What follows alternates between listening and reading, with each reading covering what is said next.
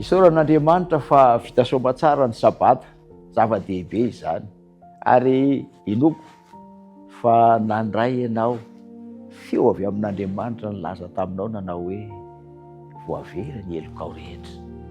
Hiatrika ny herinandro vaovao indray ianao androany, rehefa afaka fotoana fohy dia aningana ny herinandro vaovao isika.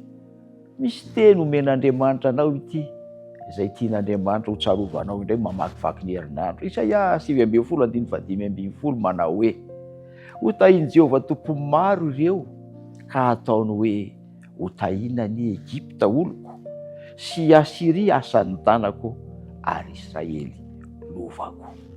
Ry havana, ianao mety tsy isan'ireo nino azy hatramin'izay.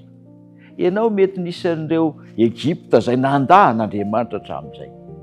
Fa androany dia antsoina ianao hoe Israely oloko, izany hoe mpandova ny teny fikasana.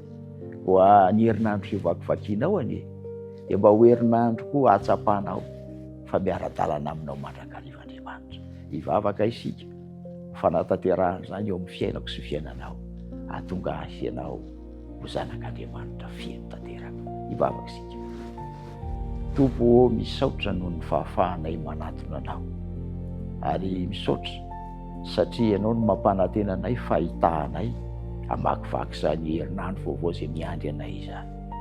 Aoka Andriamanitra, ny tanam-pitiavanao no hitahanay mandrakariva, ary izany tananao izany ihany koa ny tany asanay rehetra, ka ho ambinina izahay ary hanana fitahiana manana miampy. Meteza ihany koa anomenay fahasalamana, hery, tanjaka ary ny fanahinao azy atao mahasaraka anay, fa hitarika anay amin'ny fahamarinana hatrany hatrany. Nivavaka dia angatahana sy tononona noho ny amin'ny anaran'i Jesosy. Amen.